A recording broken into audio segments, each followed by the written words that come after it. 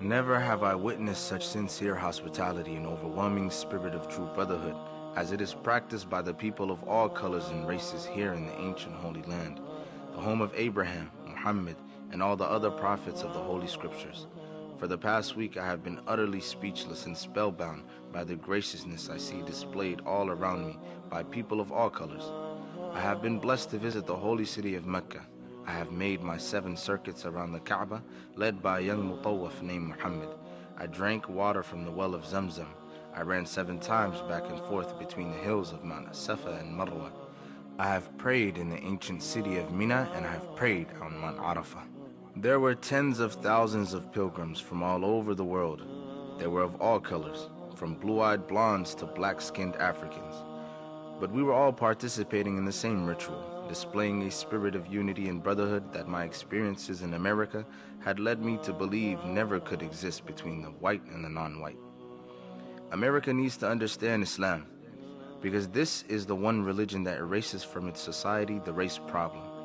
Throughout my travels in the Muslim world, I have met, talked to, and even eaten with people who in America would have been considered white. But the white attitude was removed from their minds by the religion of Islam. I have never before seen sincere and true brotherhood practiced by all colors together, irrespective of their color. You may be shocked by these words coming from me, but on this pilgrimage, what I have seen and experienced has forced me to rearrange much of my thought patterns previously held, and to toss aside some of my previous conclusions. This was not too difficult for me. Despite my firm convictions, I have always been a man who tries to face facts and to accept the reality of life as new experience and new knowledge unfolds it.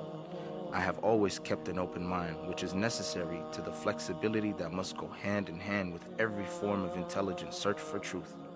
During the past 11 days here in the Muslim world, I have eaten from the same plate, drunk from the same glass, and slept on the same bed or on the same rug, while praying to the same God with fellow Muslims, whose eyes were the bluest of blue, whose hair was the blondest of blonde, and whose skin was the whitest of white.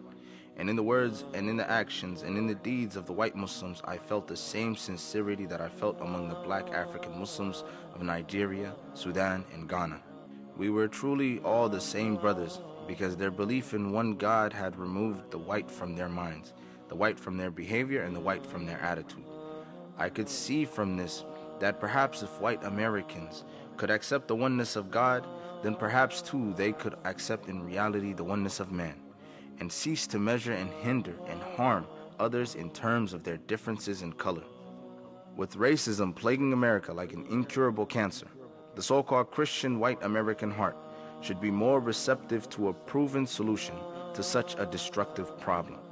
Perhaps it could be in time to save America from imminent disaster, the same destruction brought upon Germany by racism that eventually destroyed the Germans themselves.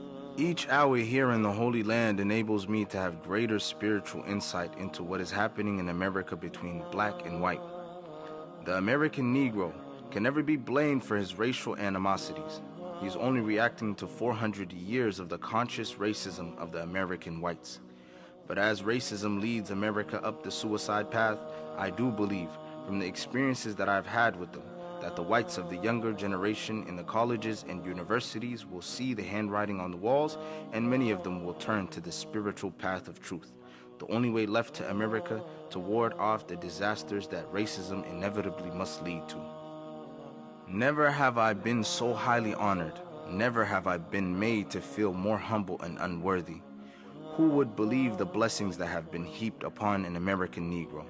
A few nights ago, a man who would be called in America a white man, a United Nations diplomat, an ambassador, a companion of kings, gave me his hotel suite, his bed. Never would I have even thought of dreaming that I would ever be the recipient of such honors. Honors that in America would have been bestowed upon a king, not a Negro. All praise is due to Allah, the Lord of the worlds. Sincerely, Al-Hajj Malik Al-Shabazz.